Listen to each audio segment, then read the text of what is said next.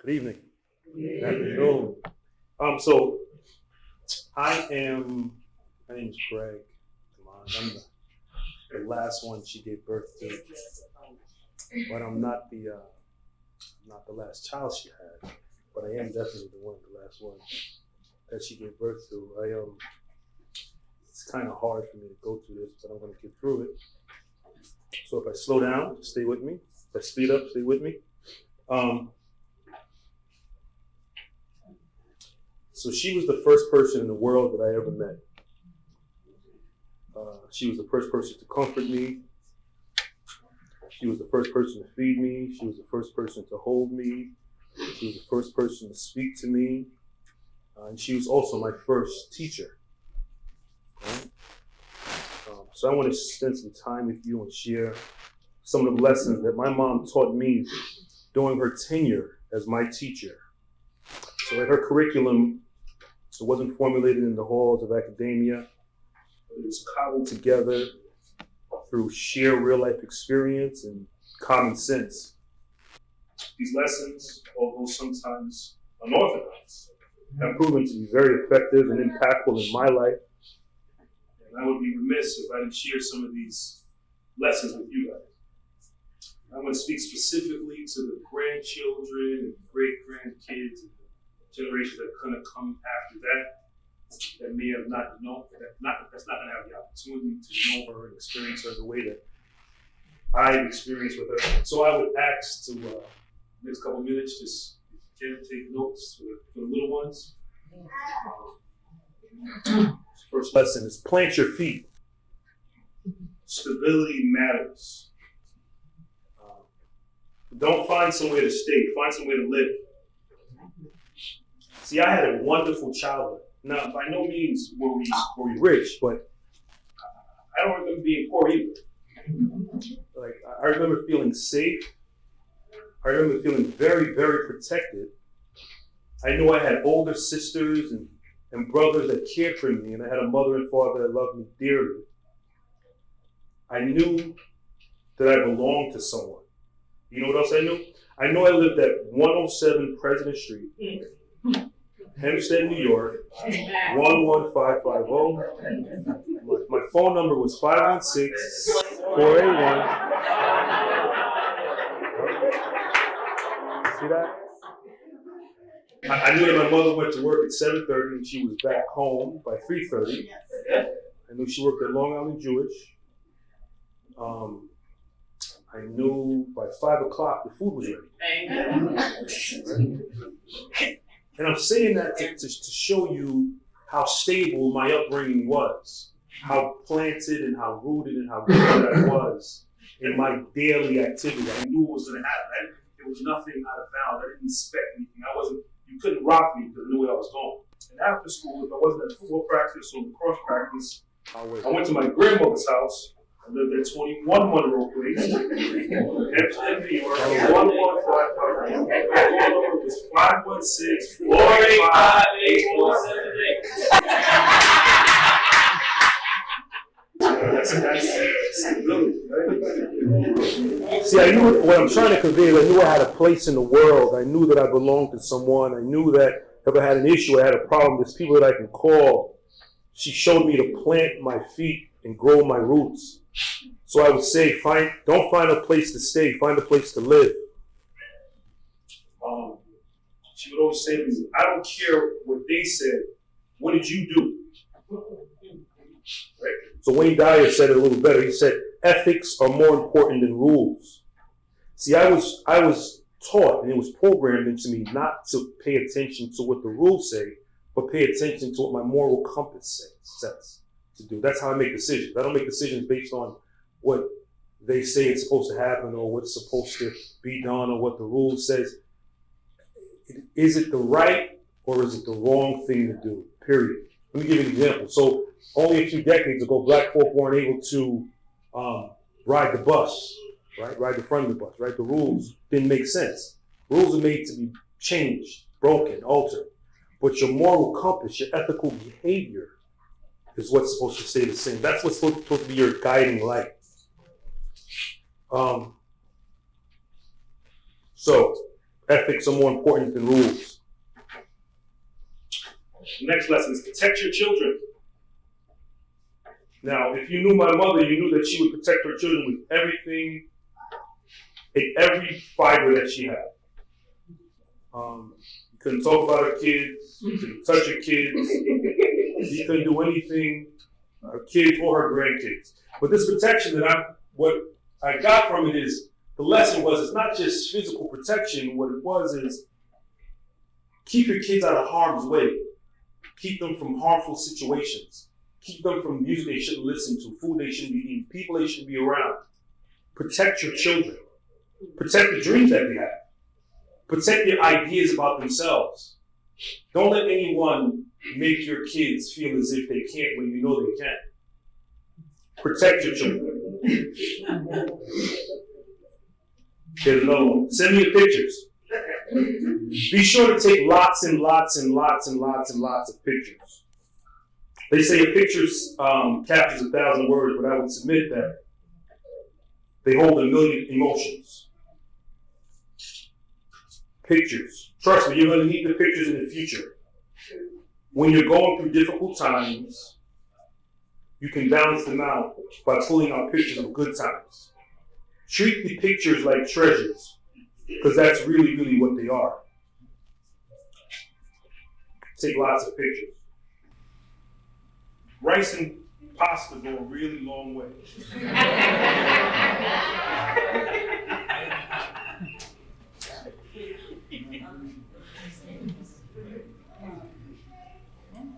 Learn to do a lot with a little. See, my mother showed me that you don't really need that much to do a whole lot, right? She would make these big pots of rice that would feed everyone all the time. It just seemed like endless food, and I'm just trying to figure out, how would all these people eating this food? And it just kept going and going and going. And she would do these big things of macaroni, and everybody would come and eat this macaroni, and it would just keep going. I mean, for days, though, the food just wouldn't go. And she used a whole lot of simple ingredients, no measuring cups, just a whole lot of love. What she taught me with that was not to be wasteful, to become resourceful with my time, resources, and relationships. Learn to be creative with what you have. See, you don't need to have a whole lot to do a whole lot. And you ain't got to wait until you get this in order to do that. Work with what you got. Learn to be creative. You can do a lot with a little. Oh, here's a good one. Become a cheerleader. Don't always look to be cheered on. Learn to find happiness in other people's success, especially if it's someone that's close to you. You should take it as a sign that you're getting closer to your path. Use it as opportunities for motivation, but not in the spirit of competition, but in the spirit of cooperation. Remember, winners spend time on winning. Losers spend time focusing on other people. Put plants in your house. If you knew my mother had a lot of plants, and she would take care of the plants, and she would talk to the plants, and she would, but the lesson in that is that recognize that we're not here by ourselves. Plants are living objects, and we can understand that we are supposed to take care of our environment, right? This place that we call Earth. Recognize that we're one organism, and we have to take care of our surroundings. Put plants in our house. Put plants in your house. Recognize that we are part of the natural order of things. Deal with people for who they are in your life, and not for what they have. Don't spend time trying to get into the good graces of people who you think have more than you. Spend time building your value in the world, and people want to get to know you. Work with people that love and respect you, and don't stay in environments where you're mistreated or disrespected because of money.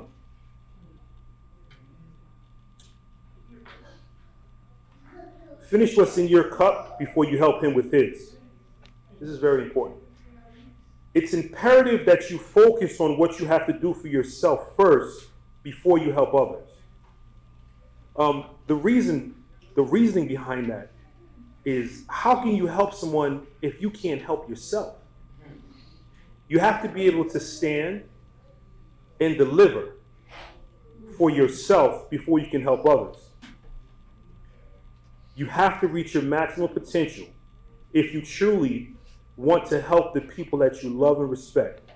Your cup must runneth over. Pick your friends very, very carefully. So I think friendship, or the designation of having a friend, is probably one of the most important designations that a person can really have, right? It's more difficult to, it should be more difficult to become a friend than it be a doctor or a lawyer or something with respect to academia. But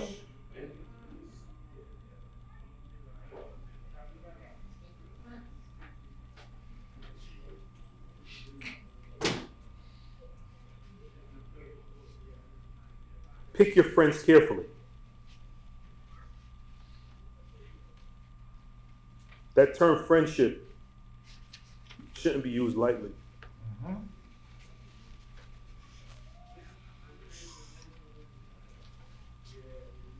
Mind your own business. Stay out of people's business. I am. Consider what you're doing with your own life before you spend time and energy focused on someone else's. Get your house in order before you talk about someone else's home. Keep a clean house. If you knew my mother, you know my mother was a very, very clean person. I remember chores on the weekends and cleaning my room, and keep a clean house. Do not live in an unkept house. Make sure that where you live is always kept neat. Clean up after yourself. Make sure you make your bed before you leave your home. This is good. So I remember one time I went to school. I was halfway down the block. My mother came and attacked me and made me go fix my bed. I was late to school because she wanted me to fix my bed. I never ever forgot that. I'm running out of the house to go to school. She told me, no, you have to fix your bed. Because I was getting ready, and I ran out of the house before she went upstairs, and she just happened to walk past my room, and she made me go fix my bed before I left. And on top of that, what she used to make us do was take baths before we go to sleep. Now, I'm telling you basic stuff, but it's basic to us because we went through it, but it's very, very important. You're not outside all day dealing with the energy and the filth and all the stuff that's going on in the world, and you get into a messy bed and you're dirty on top of that. You got to clean yourself up and make your bed. Keep a clean house. Translation. This also translates to keep your mind clean. Don't clutter your thoughts with garbage and wasteful conversation. Get to a place where you have clarity and peace. Presentation does matter. Keep a clean way about you. The way you present yourself is the way that you should expect to be treated. Presentation does matter. Parenting is not a role, it's a relationship. You see, you don't need to have children to be parents. Well, we all know my mother has over 30 direct descendants from her bloodline. And just because you didn't give birth to them doesn't mean that they're not all up for adoption. What I mean when I say that is that I'm sure that if people reached out to these great grandkids and grandchildren, they will be more than willing to have a word of advice or any kind of help, any kind of guidance, leadership. They're open to it. But it's not a role, it's a relationship. Work on the relationship, everything else will fall into place. But you don't need to have children to be a parent. Take advice, but not orders. Take advice from people. Be careful of who you're listening to, but take advice. But don't let someone order your life.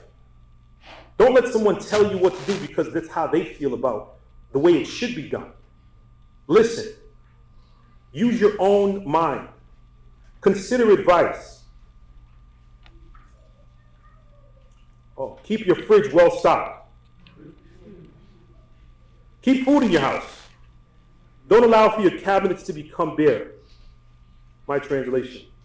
So, food is to the body what knowledge is to the mind. Keep your mind full of information. Seek out knowledge of all kinds. Become well-rounded in your reading, in your information that you consume. Seek knowledge, but keep food in your house too. Don't invite just anyone to your house, but when you invite them to your house, treat them like royalty. Your home is not a hangout place. It's not a place where any and everybody can just come and should just be welcome to just walk through the door. That's not what your home should be. It's not somewhere where you just hang out and do whatever you want to do. Your home should be held in the highest regard. It's a special place reserved for people that you consider special to you. But when these special people come to your house, make them feel like they're in a special place. Work for yours. Don't look for favors. Despise the free lunch. Don't be lazy. Do the work. Wake up early. Get the education. Go to the interviews. Make the phone calls. Start the businesses.